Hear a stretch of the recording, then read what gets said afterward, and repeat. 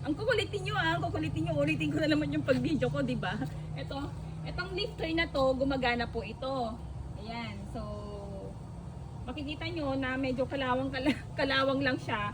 Pero mapapakinabangan nyo pa ito, di ba? So yung gulong naman, makikita nyo, luma na yung gulong. Ayan, kasi pag pinalitan ko pa yung gulong niyan, baka mamaya mas tumaas pa yung value nito, di ba? Mapapamahal pa kayo. Ito naman, makikita nyo dito wala ng battery. So yung battery nito, inalis ko at nilipat ko doon sa isang truck po namin. Kasi nga, di ba, hindi po namin ito masyadong ginagamit. Kaya kinuha ko muna yung battery niya at nilipat ko doon sa isang truck. So ganun lang yun. Ito, papakita ko na sa inyo yung loob. Umaandar pa po ito ha. Grabe kayo. Sabi nyo hindi umaandar. Umaandar pa to. O yan. Kasi kung ipapagawa ko pa lahat to, baka magmahal na, di ba? Ayan. So ginagamit pa po namin to. Tsaka sumasakay pa ako dito sa loob nito ha. Although mainit. Pero tinitiis ko na lang. Kasi wala naman choice eh. So okay lang naman eh. Mapapakinabangan nyo to. Maganda pa naman yung loob nito. Saka paayos nyo na lang. Kayo na bahala. Kaya nga pinapamigay ko na lang ng mas mura, di ba? Ayan, so dito, yung gulong nito, ganyan, oh. Pakita mo yung gulong. Manipis na, palitan nyo na lang. Saka kung bibili ninyo ito, syempre, magdadala kayo ng mekaniko, di ba? Para hindi naman kayo malugi. Check nyo muna mabuti. At saka pwede ba, bago nyo bilhin, or bago kayo tumawad, i-check nyo muna yung truck po namin, di ba? Para dito na tayo magkatawaran. At ipapamigay ko na sa inyo kung ano yung mapagkakasundoan nating presyo. Ayan. So, ito dito sa harap. Pakita mo dito sa harap. Ayan. So, dati kasi, alam nyo ba, dati, made in Japan to. Ngayon, made in Italy. Kasi ang dami tali. Ito kasi sigarilyo kung ano ng mga pinagagawa niya. Ayan o, tinataling na lang niya yung side mirror. Kasi nga, nasira. Pero, ginagamit pa rin namin to in fairness kahit ganyan yan.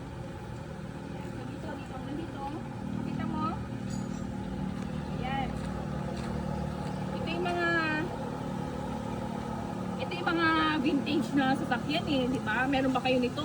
Meron ba kayong tali? Eh, ipapakita ko pa sa inyo ito, tali dito. Oh. Ito, may tali din dito. Made in Italy yan.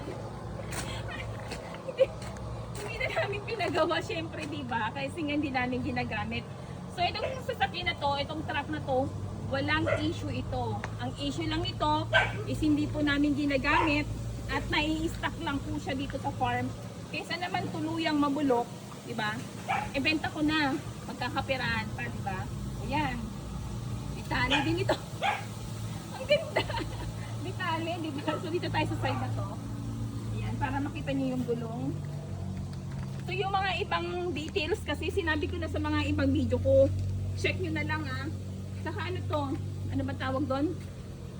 Box? Ano yun? Computer box. Computer box po ito ah. Yan, ito, dito, sa sidings. O, yan, makikita nyo yung sidings niya, sa ilalim.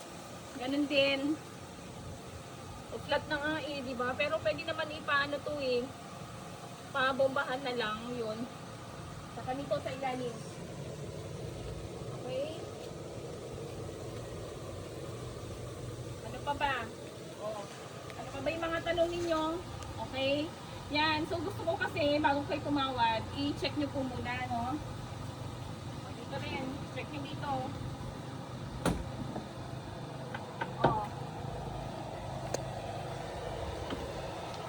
O, ito yung loob. Ayan.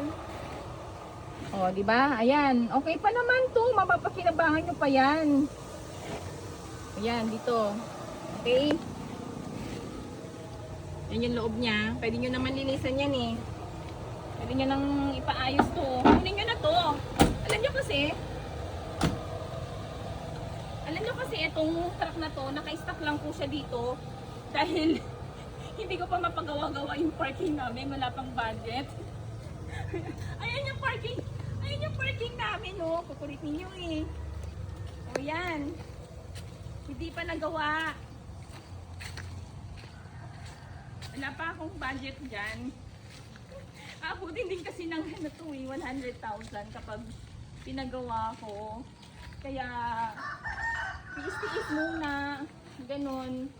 Kaya kung gusto nyo nang bilhin yung truck namin, pumunta na lang po kayo dito. Pero every Saturday and Sunday lang po kami nandito. Kaya ako po yung tawag sa inyo ha. Kasi baka mamaya, ang dami tumatawag sa akin, kulitin nyo ako. Kaya gusto ko, ako yung tatawag sa inyo para yung time ko, syempre, hindi naman masayang, di ba? Ayan, so yun pa. Kung gusto nyo po talagang bilhin at interesado po kayo, ilagay nyo na lang po yung number ninyo. Tapos pag may tumawag, please, pakisagot naman kaagad para hindi naman sayang yung oras natin, di ba? Ayan, so gusto nyo pa bang makita yung truck ng malapitan para doon sa ilalim? Yung ano naman ito, hindi pa naman bulok yung chassis, yung ilalim niyan.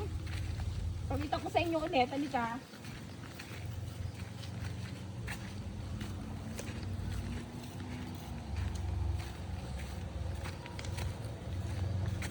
Dito.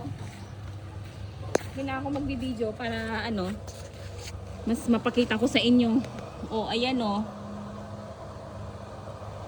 Oh, di ba? Kayo na kasi magbigay ng presyo sa gusto ninyo kung magkano. I-approve ko na lang or i-deal ko or no deal. Ganon. Pag ayaw ko yung presyo nyo, okay. Sa iba na lang ako ulit mag-entertain. Yan. O ito, para makita nyo pa, dito pa.